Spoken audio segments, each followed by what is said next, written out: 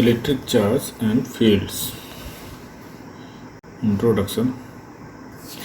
All of us have the experience of seeing a spark or hearing a crackle when we take off our synthetic clothes or sweater, particularly in dry weather. This is almost inevitable with ladies' garments like a polyester sari. Have you ever tried to find any explanation for this phenomenon? Another common example of the electric discharge is the lightning that we see in the sky during thunderstorms.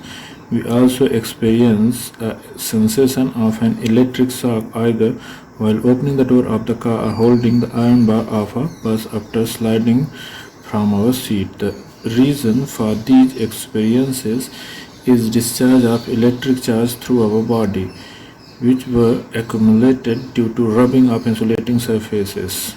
You might have also heard that this is due to generation of static electricity. This is precisely the topic we are going to discuss in this and the next chapter. Static means anything that does not move or change with time. Electrostatics deals with the study of forces, fields and potentials arising from static charge. Introduction में यहाँ पे जो discuss किया है, introduction में discuss किया जब हम synthetic cloth sweater take off करते हैं, उतारते हैं, तो स्पार्क हमें दिखाई देता है और क्रैकल की आवाज़ सुनाई देती है। वो सब एग्जाम्पल है स्टैटिक चार्ज के। जैसे जब हम अपने कपड़े उतारते हैं, जैसे स्वेटर या सिंथेटिक क्लॉथ, तो हमारी बॉडी और क्लॉथ के बीच में रबिंग होती है और रबिंग के कारण इलेक्ट्रॉन ट्रांसफ़र होते हैं। जब इलेक्ट्रॉन ट्रांसफ़र हो जाते हैं, उसके बाद जब क्लॉथ के सरफेस आपस में टच करते हैं, जब क्लॉथ के सरफेस आपस में टच करते हैं, तो स्पार्क और क्रैकल की आवाज़ सुनाई देती है। दूसरा एग्जांपल दिया हुआ है कि जब लाइटनिंग, थंडर स्टॉर्म या तूफान या फिर बारिश के टाइम पे लाइटनिंग जो होती है, जो बिजली गिरती है, वो भी स्टैटिक चार्ज का एक एग्जांपल है। अब स्टैटिक चार्ज यानी जब बादल मूव करते हैं, जब क्लाउड मूव करते हैं, बादल मूव करते हैं बरसात के टाइम पे या तूफान के टाइम पे, तो उनमें एक चार्ज आ जाता है, स्टैटिक चार्ज आ जाएगा बादल में। सपोज अर्थ में निगेटिव चार्ज आ जाएगा। अब यहाँ बादल और अर्थ के बीच में अपोजिट चार्ज रहेगा और ये पूरा का पूरा चार्ज एक पॉइंट से डिस्चार्ज होगा जहाँ पे नियरेस्ट पॉइंट मिलेगा, और ये चार्ज थ्रू एयर ट्रांसमिट करेगा। तो इसलिए यहाँ पे बहुत तेज़ बिजली, लाइटनिंग होती है, बहुत तेज़ लाइटनिंग होगी और हैवी साउंड प्रोड्यूस होगा। ये लाइटनिंग ड्यूरिंग थंडर स्टॉर्म होता है। ये भी स्टैटिक चार्ज का एक एग्जांपल है। उसके बाद एक एग्जांपल दिया हुआ है कि जब हम बस की सीट पे बैठे होते हैं, बस की सीट पे बैठे हुए हैं, बस की सीट सिंथेटिक कवर या कि फिर इंसुलेटिंग कवर से बनी होती है। अब उस पर हम बैठे हुए हैं और हमने जो क्लॉथ पहन रखा है वो भी इंसुलेटर है एक तरह का। अब इन दोनों, हमारे क्लॉथ और सीट के बीच में रबिंग होगी जब हम स्लाइड करेंगे। जब हम सीट पे स्लाइड करेंगे तो हमारे क्लॉथ और सीट के बीच में रबिंग होगी, जिसके कारण इलेक्ट्रॉन ट्रांसफ़र होंगे। इलेक्ट्रॉन ट्रांसफ़र होंगे। अब इलेक्ट्रॉन ट्रांसफ़र होंगे जब, तो हमारे क्लॉथ चार्ज हो जाएंगे, इलेक्ट्रीफाइड हो जाएंगे। हमारे क्लॉथ इलेक्ट्रीफाइड हो जाएंगे, इलेक्ट्रीफाइड हो जाएंगे, इलेक्ट्रीफाइड हो गए। हमारे क्लॉथ इलेक्ट्रीफाइड हो गए, मतलब चार्ज हो गए। उसके बाद हमारे शूज इंसुलेटर हैं, तो यहाँ से तो वो चार्ज डिस्चार्ज होगा नहीं। अब हमारे क्लॉथ पे और हमारी बॉडी पे चार्ज आ चुका है। जब हम कोई भी आयरन बार टच करते हैं बस में, या कि फिर कार का जब डोर टच करते हैं, तो वो पूरा का पूरा चार्ज उस आयरन बार या कार के डोर में ट्रांसफ़र होता है एक छोटे से पॉइंट से, मतलब हमारे एक हाथ से पूरा का पूरा हमारी बॉडी या पूरे कपड़े का चार्ज यहाँ से डिस्चार्ज होगा हमारे हाथ से। तो हम एक शॉक ऑब्जर्व करेंगे, एक छोटा सा शॉक या कि फिर स्पार्क ऑब्जर्व करेंगे। ये कुछ एग्जांपल हैं स्टैटिक चार्ज के। ये सब जो भी चीज़ें हो रही हैं जैसे लाइटनिंग या कि फिर shock after sliding on the seat, और कपड़ों से क्रैकल की आवाज़ या स्पार्क, ये सब स्टैटिक चार्ज के एग्जांपल हैं। उसके बाद electric charge. Electric charge. Historically, the credit of discovery of the fact that amber rubbed with wool or silk cloth attracts light object goes to Thales of Miletus, Greece, around 600 BC. The name electricity is coined from the Greek word electron, meaning amber. Many such pairs of materials were known, which on rubbing could attract light objects like stropic balls and bits of papers. You can perform the following activity at home to experience such an effect. Cut out long thin strips of white paper and lightly iron them. Take them near TV screen or computer monitor. You will see that the strip get attracted to the screen. In fact, they remain stuck to the screen for a while. It was observed that if two glass rods rubbed with wool or silk cloths are brought close to each other, they repel each other. The two strands of wool or two pieces of silk cloth with which the rod were rubbed also repel each other. However, the glass rod and wool attracted each other. Similarly, two plastic rods rubbed with cat's fur repelled each other, but attracted the fur. On the other hand, the plastic rod attracts the glass rod and repel the silk or wool with which the glass rod is rubbed. The glass rod repel the fur. If a plastic rod rubbed with fur is made to touch with small pitch balls suspended by silk or nylon thread, then the balls repel each other and are also repelled by the rod. A similar effect is found if the pith balls are touched with a glass rod rubbed with silk. A dramatic observation is that pith ball touched with glass rod attracts another pith ball touched with plastic rod. These seemingly simple facts were established from years of reports and careful experiments and their analysis.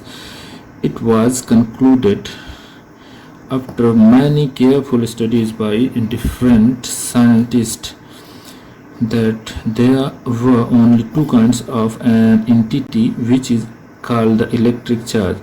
We say that the bodies like glass or plastic rod, silk, fur and pith balls are electrified.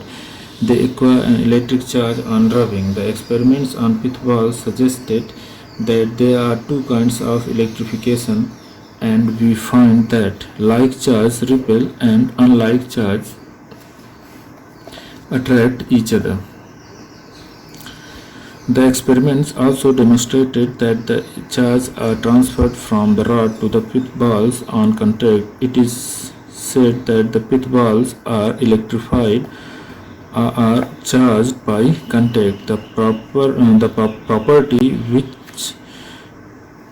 differentiate the two kinds of charge is called the polarity of charge.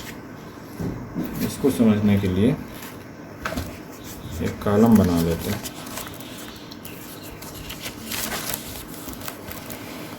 जैसे कि यहाँ पे हमने बनाया glass rod को अगर हम रब करते हैं वूल या कि सिल्क के क्लॉथ के साथ तो ये दोनों इलेक्ट्रीफाइड हो जाएंगे, मतलब दोनों में चार्ज आ जाएगा। ऐसे ही प्लास्टिक रॉड को जब रब करेंगे कैट्स फायर के साथ तो वहाँ भी दोनों में चार्ज आ जाएगा।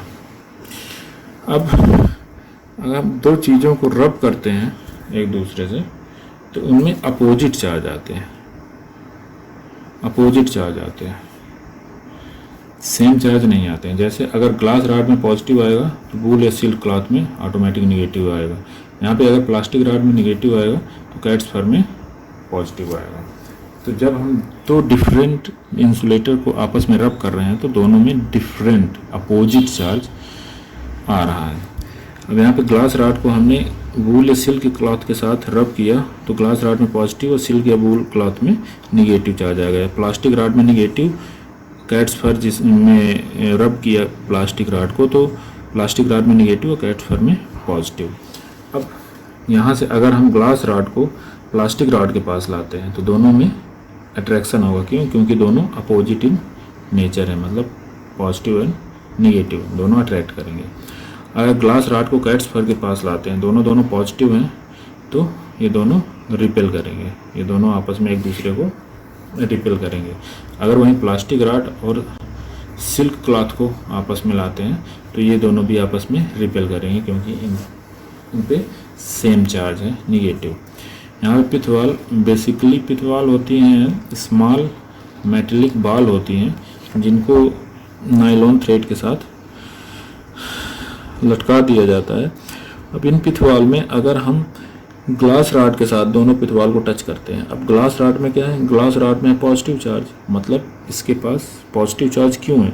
क्योंकि इलेक्ट्रॉन ग्लास रॉड से सिल्क क्लॉथ में ट्रांसफ़र हो गया, इसलिए ग्लास रॉड में डिफिशियंसी ऑफ इलेक्ट्रॉन के कारण पॉजिटिव चार्ज और सिल्क क्लॉथ में ज़्यादा इलेक्ट्रॉन के कारण निगेटिव चार्ज आ गया।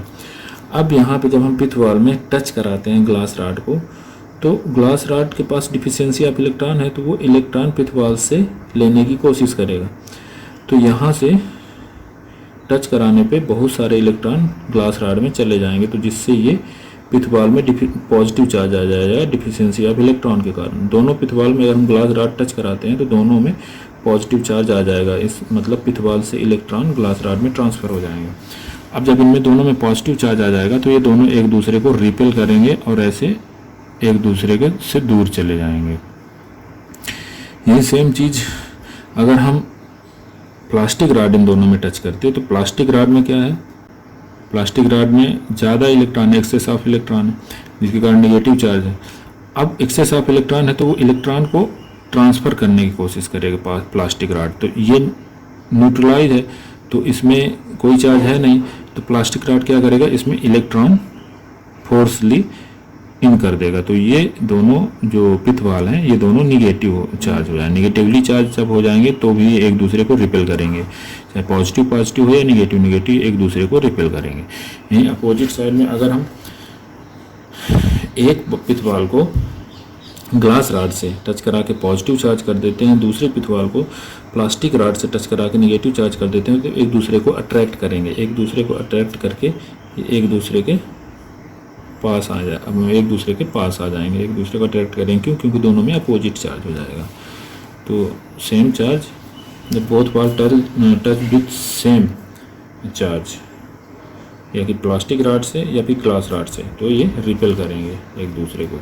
और जब यहाँ पे हमने अपोजिट रॉड से टच कराया तो एक दूसरे को अट्रैक्ट करेंगे, ये एक दूसरे को अट्रैक्ट करेंगे। यहाँ पे ये भी बोला है कि अगर जिस चीज़ को हमने जैसे ग्लास रॉड को टच रब करके सिल्क क्लॉथ के साथ दोनों को इलेक्ट्रीफाइड किया है और ग्लास रॉड को टच करा देते हैं सिल्क क्लॉथ में, तो ये फिर से इलेक्ट्रॉन जो ट्रांसफ़र हुए हैं फिर से फ्लो होके ये एक दूसरे को न्यूट्रलाइज कर देंगे। तो ये अगर एक दूसरे को टच करा देंगे तो न्यूट्रलाइज भी हो जाएंगे ये।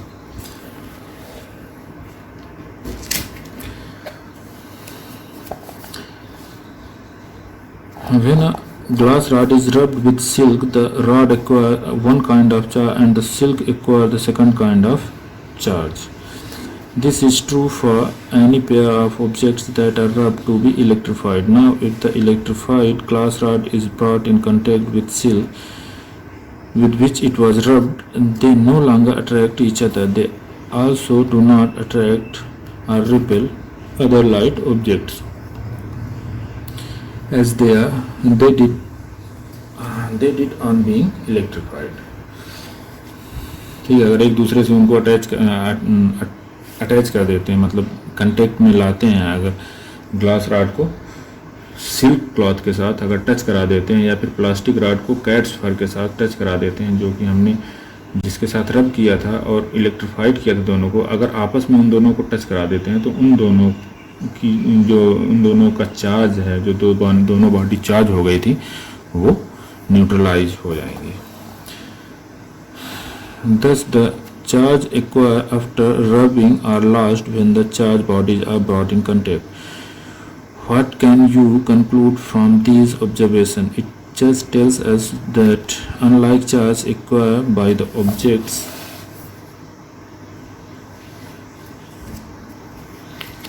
neutralize or nullify each other's effect. Therefore, the charges were named as positive and negative by the American scientist Benjamin Franklin. We know that when we add a positive number to a negative number of the same magnitude, then the sum is zero. This might have been the philosophy in naming the charge as positive and negative. By convention, the charge on glass rod or cat's fur is called positive, and that on plastic rod or silk is termed negative. If an object possesses an electric charge, it is said to be electrified or charged. When it has no charge, it is said to be electrically neutral.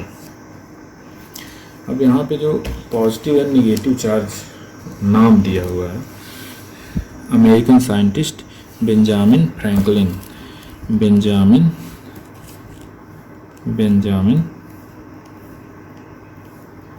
Franklin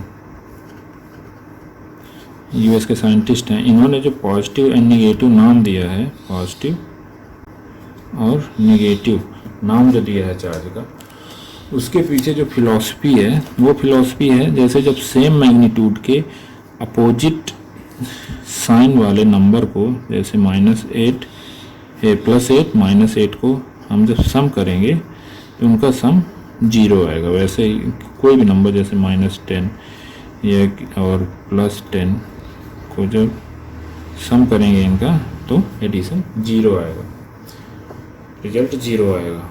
वैसे ही जब हम same charge bodies को, जैसे कोई bodies में -8 electron है, उसे +8 electron के साथ टच कराते हैं तो उनका जो रिजल्ट होगा वो न्यूट्रलाइज हो जाएगा. मतलब वो दोनों न्यूट्रलाइज हो जाएंगे, उनमें कोई चार्ज नहीं रहेगा. तो इसलिए जैसे कि पॉजिटिव और निगेटिव नंबर जुड़ के 0 हो जाते हैं, वैसे ही निगेटिव पॉजिटिव चार्ज जुड़ के 0 हो जाएंगे. यही फिलॉसफी है कि ये चार्ज का नाम उन्होंने पॉजिटिव और निगेटिव दिया कि उन्होंने यूएस के साइंटिस्ट, अमेरिका के साइंटिस्ट बेंजामिन फ्रैंकलिन ने.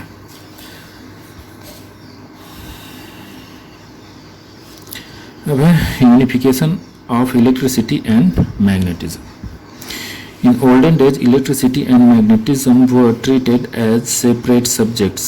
Electricity deals with charge on glass rod, cat's fur, batteries, lightning, etc. While magnetism describes interactions of magnets, iron filings, compass, needles, etc. In 1820, Danish scientist Ørsted found that a compass needle is deflected by passing an electric current through a wire placed near the needle.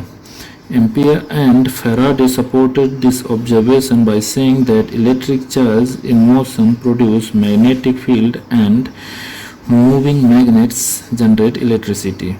The unification was achieved when the Scottish physicist Maxwell and the Dutch scientist Lorentz put forward a theory where they showed the interdependence of these two subjects. This field is called electromagnetism. Most of the phenomenon occurring around us can be described under electromagnetism. Virtually every force that we can think of, like friction, chemical force between atoms holding the matter together, and even the forces describing processes occurring in cells of living organism have its origin in electromagnetic force. Electromagnetic force is one of the fundamental forces of nature. Maxwell put forth four equations that play the same role in classical electromagnetism as Newton's equations of motion and gravitation law play in mechanics. He also argued that light is electromagnetic in nature and its speed can be found by making purely electric and magnetic measurement. He claimed that the science of optics is intimately related to that of electricity and magnetism. The science of electricity and magnetism is the foundation for the modern technological civilization. Electric power, telecommunication, radio and television, and a wide variety of the practical appliances used in daily life are based on the principles of this science. Although charged particles in motion exerts both electric and magnetic forces. Important है. Although charged particles in motion exert both electric and magnetic forces. In the frame of reference where all the charges are at rest, the forces are purely electrical. You know that gravitational force is a long-range force. Its effect is felt even when the distance between the interacting particles is very large because the force decreases inversely as the square of the distance between the interacting bodies. We will learn in this chapter that electric force is also as pervasive and is in fact stronger than the gravitational force by several orders of magnitude.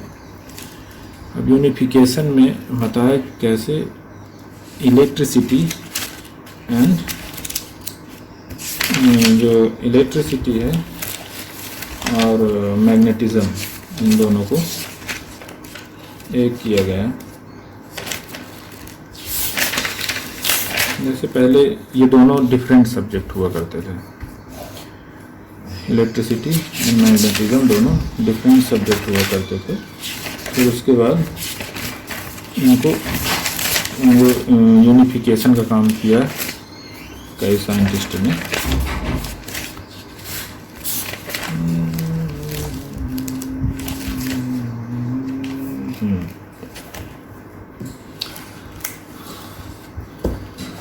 यहाँ पे इसे समझने के लिए, unification को समझने के लिए, जैसे ऑर्स्टेड ने ये ऑब्जर्व किया कि compass needle deflected near wire. जब कोई करंट कैरिंग वायर है, जैसे एक वायर है जिससे करंट फ्लो हो रहा है, इलेक्ट्रॉन फ्लो हो रहे हैं, मतलब चार्ज फ्लो हो रहा है. उसके पास अगर हम कोई कंपास रखते हैं तो उसकी नीडल डिफ्लेक्ट करती है. जैसे ही हम यहाँ से करंट फ्लो कराएंगे तो इसकी नीडल डिफ्लेक्ट करेगी. इसका मतलब ये है कि ये करंट जो है तो कुछ मैग्नेटिक फील्ड अपने अराउंड में, सराउंडिंग में क्रिएट कर रहा है. मैग्नेटिक फील्ड क्रिएट कर रहा है. कौन? फ्लोइंग चार्ज अपने सराउंडिंग में मैग्नेटिक फील्ड क्रिएट कर रहा है, जिसके कारण कंपास नीडल डिफ्लेक्ट कर रही है. तो इससे ये प्रूफ हुआ कि मूविंग चार्ज यहाँ पे लिखते हैं, moving charge magnetic field produce कर रहा है. मैग्नेटिक फील्ड और मोशन ऑफ या मूविंग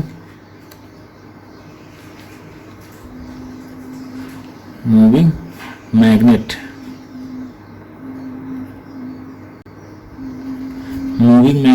मूविंग मैग्नेट क्या कर रहा है? इलेक्ट्रिसिटी प्रोड्यूस कर रहा है. मूविंग मैग्नेट क्या प्रोड्यूस कर रहा है?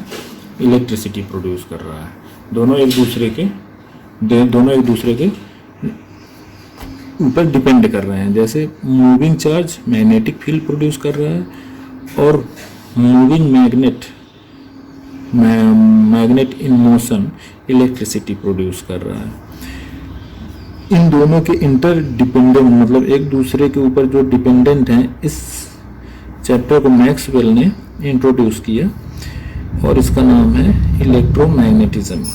इलेक्ट्रोमैग्नेटिज्म को इंट्रोड्यूस किया मैक्सवेल ने।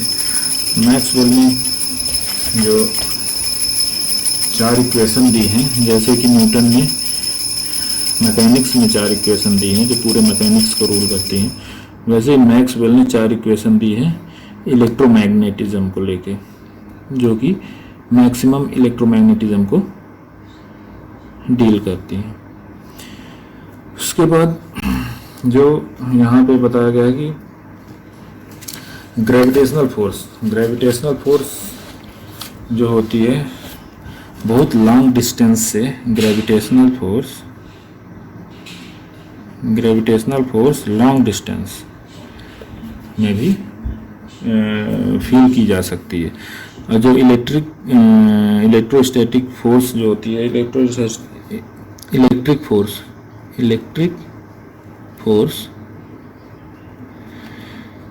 फोर्स की डिस्टेंस कम हो सकती है, लेकिन ये स्ट्रॉन्गर होता है इन मैग्नीट्यूड में स्ट्रॉन्गर होता है ग्रेविटेशनल फोर्स से।